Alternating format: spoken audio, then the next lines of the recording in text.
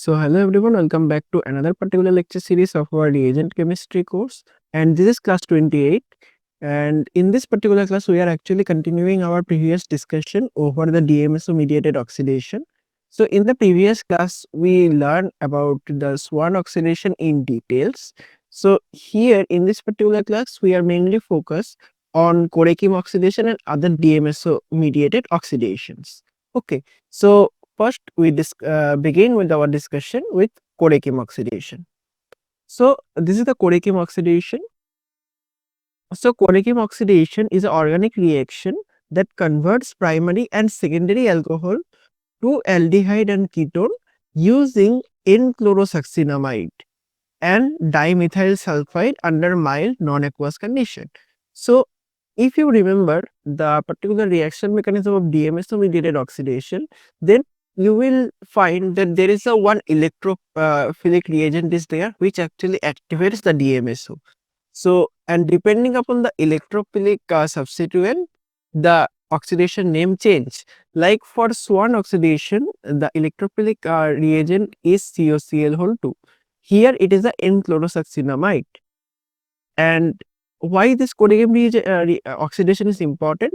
Because this particular Coreykim oxidation is highly chemoselective in nature and it is tolerates sensitive functional groups. And this is the particular reaction. So here you can find that this is our secondary alcohol.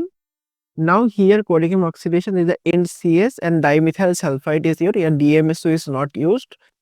Here dimethyl sulfide is used, and this dimethyl sulfide will getting activated by NCS. So we will discuss in the mechanistic pathway in the next slide. So however that this will activated and then the similar mechanism has been followed like Swan oxidation. So you can find here that this particular secondary alcohol will selectively oxidized to their ketone form, and all the other functional group are keeping intact. So it is a highly chemoselective in nature, and after that it will go via certain transformation to get a natural products. Okay, so now let us discuss about the mechanistic pathway of Coreykim oxidation. So as already we discussed about the previous Swan oxidation part, the DMSO mediated oxidations are followed in a certain pathway. Similarly here it is not a DMSO is used here.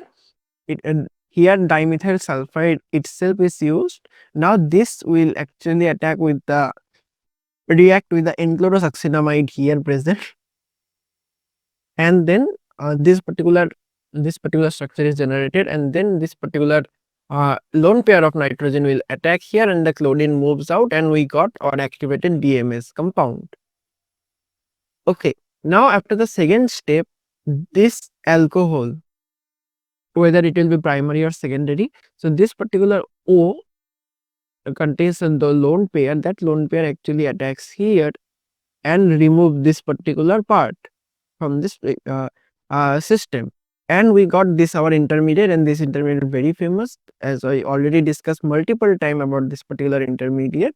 And after that the base will actually captures the hydrogen from here and generates a ylide system. This is a sulfur ylide system.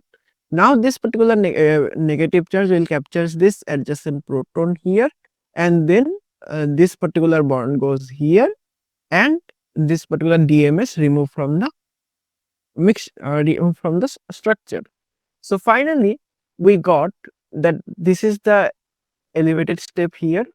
So this will ylide formation takes place, and then this particular rearrangement takes place, not rearrangement, this hydrogen is abstracted by this particular negative charge and this bond goes here, and the oxygen sulfur bond breaks apart to get our corresponding aldehyde compound. Since it is a primary alcohol, so aldehyde will be the major, and if it is a secondary, then ketone will be the major product, and we got our dimethyl sulfide back.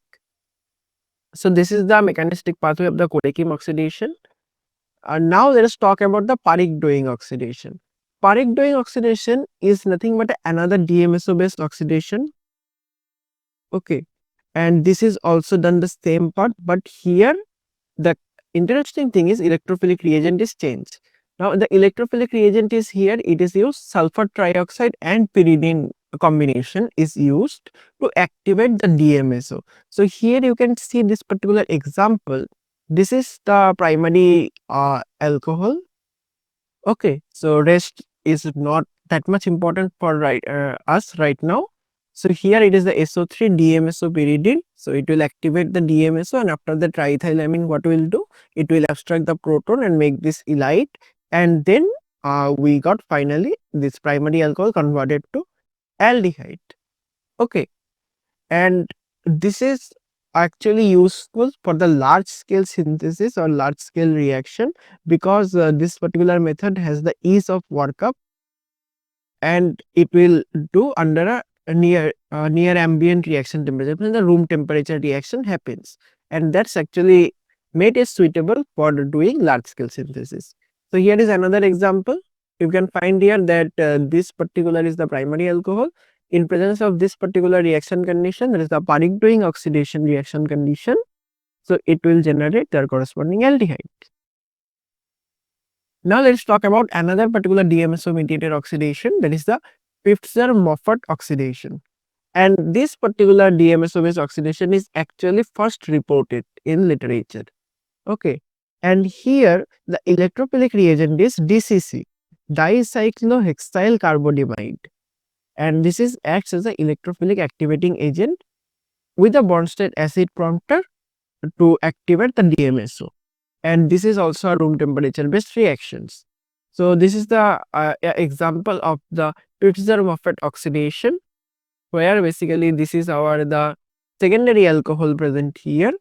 In presence of DMSO and DCC, it will generate the corresponding ketone compound, and these groups are keeping intact, or no reaction happens with these particular groups.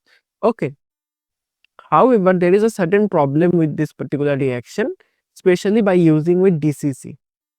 Like carbonamides, that the DCC is actually yields water soluble byproduct. So isolation would be a difficult task for that particular reaction condition. So that's why instead of DCC, EDC was used. So what is the full form of EDC? EDC is 3-dimethyl aminopropyl 3-ethyl carbonamide hydrochloride. So this is the EDC. So this particular can be used to eliminate the removal of byproduct problems, like this is generates the water soluble byproduct, so isolation can be difficult, but by using EDC the isolation getting easier. So let us understand the structure of EDC and DCC first. So first it is the EDC. So EDC is looking like this. So that is not that much important, but you can check out. And the DCC structure is this, dicyclohexyl carbonamide. So now let us check about some examples of Pfitzer Moffat oxidation. So this is the example. So you have to find that this is the secondary alcohol present here, and it will generate their corresponding ketone. So I hope that it will be clear for you. Now let us do a simple summary of DMSO based oxidation. Like till now we have learned about 6 DMSO based oxidation. So just we check about the reaction condition as well as the electrophilic reagent first. So first we have learned about the Swan oxidation. The reaction condition is DMSO, COCl2 and triethylamine, and the electrophilic reagent in Swan oxidation used, it is the COCl2. Then we learn about the Coreykim oxidation. Coreykim oxidation, the reaction condition is dimethyl sulfide, not dimethyl DMSO, and N-chlorosuccinamide and triethylamine, and here the electrophilic reagent is NCS. Then we learn about the Pfitzer Moffat oxidation, where DMSO, DCC and triethylamine is used, and the electrophilic reagent is either DCC or EDC. Then it is come to the Komlam oxidation. DMSO, RCH2Br is used as the electrophilic condition, and the triethylamine. Then Parikh-Doeing oxidation. Parikh-Doeing oxidation we discussed, where the SO3 and pyridine has been used as the electrophilic reagent, and this is a useful condition for the large scale synthesis. And then the Albright-Goldman reagent, where the electrophilic reagent is used, that is the acetic anhydride, and the reaction condition is dimethyl sulfoxide, acetic anhydride, and triethylamine. So with this, we have to end this particular class. So I hope that DMSO oxidation is clear to you. And in the next class, we will discuss about the other oxidative reagent present in the oxidation. So thank you for listening.